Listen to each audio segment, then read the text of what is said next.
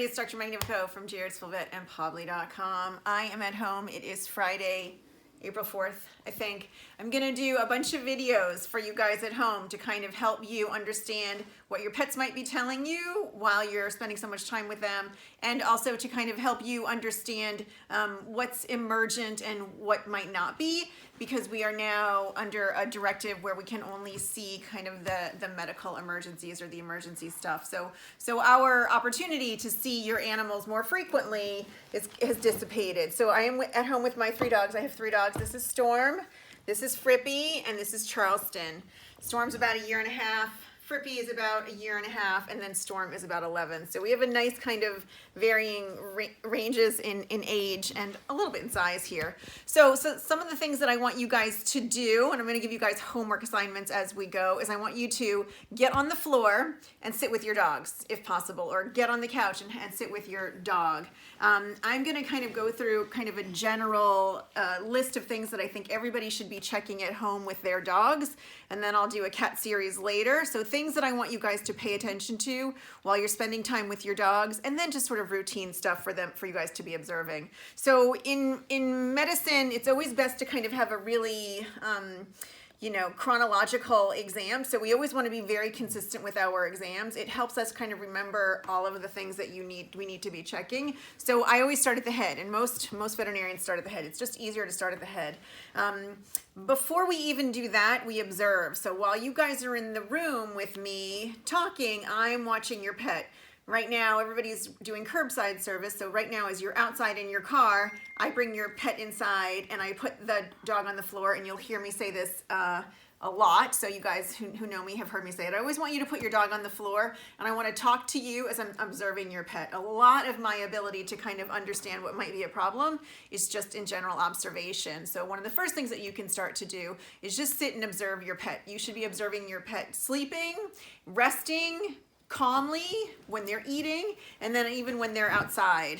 You want to be looking for things like, do they see everything that's in front of them? Do they understand kind of depth perception? Are they hesitant or tentative about doing stairs, either going up and down stairs, or even going from low light to high light or no light situations? So that can give us an idea of their ability to see and navigate. Sit down, Storm.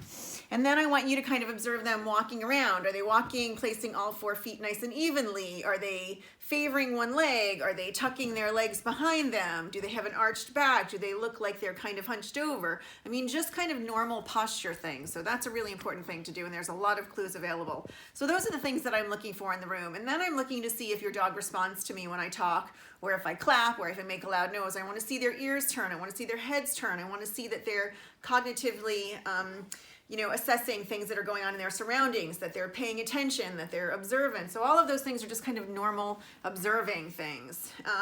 When you get in the house and when you're on the couch or on the floor, I want you to kind of see how they sit. Are they sitting down comfortably, or are they taking a lot of time and posturing and really thinking about how they can lay down? Because that would be an indication of pain or discomfort or even neurologic stuff. Understanding what your pets are telling you when they're not talking or they're not being so obvious in front of you is really important. Going back to just kind of normal observation at home, I want you to kind of look at their face. So look head on at their face. And I talked about symmetry the other day. You want to make sure that both eyes are open the same amount, that both ears are at the same level. You don't have one that's kind of down and one that's, kind of back, maybe indicating ear pain. Hi, Frippies.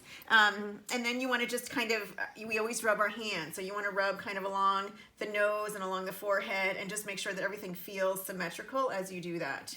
And then if there's any sources of pain, that's another thing too. So I'm always going to rub their face. I'm always going to look at them straight on, and I'm going to try to, in my brain, think about symmetry. The next thing that we do is we look kind of end on in the nose. You want to make sure that there's not dry or crusting there. And then you want to look in the mouth. For some of you, I know looking in the mouth is a new thing. So what I do is I'm holding onto something tight, and then I'm just kind of keeping my fingers away. So my fingers are not in the mouth, but they're around the mouth. And you need to go back to the teeth that are all the way in the back underneath the eye. So people always miss these teeth, and it's one of the more common fracture sites that I see. So we go around, we look at all the teeth, all the way around the front, and then all the way in the back. And I'm sticking my fingers in there, but I'm not going in between the teeth, and I'm looking for everything. So you're looking for for redness along the gums, you're looking for calculi, you're looking for abnormal discoloration along the gum line, and then any kind of abnormalities. And if you find something, you can certainly take a picture and you can send it to me. Probably the most important thing to say at this point is that you want to be relaxed when you're doing it, and you want your dog to be relaxed. So we do a lot of kind of talking and a lot of kind of comforting, and then I want her to feel like this is not a big deal. This is not something that we struggle with. It's something that we do and we're relaxed about it. If you need to take a little time out and just kind of get them relaxed again, do that. Next thing is to look at the ears. So I'm going to be palpating the ears and seeing if there's any pain or any weird kind of wet noises, and then look inside the ear. The ear canal is down at the bottom. So it's down here and it goes straight down to the floor. So one of the best ways to look at it is to pull the ear away from the head and look down there. The ear color should be consistent. So there shouldn't be a really red inside of the ear flap. There shouldn't be dirt or wax or debris kind of coming outside of the ear. And then it should smell good. So smell is an important part of doing an exam. And then do the other thing with the other ear. So you want to pick up the ear and then kind of pull it away from the face so you can get a good idea of what's going down there. If there's a lot of hair inside this ear, you need to talk to your groomer when grooming is a thing again, and ask them to kind of remove the hair because it keeps the moisture and the dirt inside. The other thing is we're going to open up the dog's mouth. I put my fingers behind the canine teeth and then I just open. So you want to look all the way inside the mouth. It's definitely something that you practice. It might take you 5 times, 20 times to get a good look in their mouth, but it's sort of reinforcing trust. It's reinforcing trust, and it's building comfort with your dog so that you can do things. The next thing that I do is I follow along the bottom of the jaw. So this is the mandible, which is the jaw, and then at the angle of the mandible is where lymph node lives. So I'm always feeling kind of down that area. In people, we all know where our lymph nodes are in our neck. In the corner of our neck, it's the same thing in dogs. So your hands should be all over your dog. You're looking for pain, you're looking for bumps and lumps, and you're looking for any kind of asymmetry. The next thing is kind of going down the back. So in the exam room, we're going to have your dog on the table, and we're going to palpate everything that goes along the back and then go down. We go down the legs. So you literally start from the shoulder and you go down the shoulder and all the way down the legs. When you're at the feet, you should be checking for nails. Nails should be something that you guys should be checking at home. I have a whole video on that and a blog on that, so you can check it out there. But you want to be checking for nails. You also want to get your dog comfortable with having their feet handled. So if you have a dog that's really bad about nails, it's a great opportunity for you guys now to there's my 2 dogs together. It's a great opportunity for you now to get your dog very relaxed and very used to having their feet and their nails done. So nail trimming is mostly about getting your dog comfortable with having their feet handled. There are a lot of people who really struggle. Work on getting your dog relaxed with you, and then start working on getting the feet relaxed. And always check the dew claw. So the dew claw can get very long, and people forget about that one, and that needs to be trimmed too. So just take a look at the nails. Take a look in between the toes, and that's really something that we use our fingers for. Make sure there's no redness, there's no pain, and there's not a ton of hair down there, because some of the breeds do have a lot of hair. So the same thing on the other leg. Then we go down the body, and you're going to be kind of palpating everything with your hands, looking for any kind of lumps or bumps, and then do the same thing with the back foot. Urogenital is a really important part. There are a lot of long-haired, short, small breed dogs that have, trouble either with so much hair that they can't defecate. I had a cat the other day who was so big and so massive that actually he couldn't groom himself sort of from the waist down, and he was caked in feces and almost unable to go to the bathroom because he was so caked. So definitely take a look at your pet from head to tail. Any lumps or bumps you should make a note of.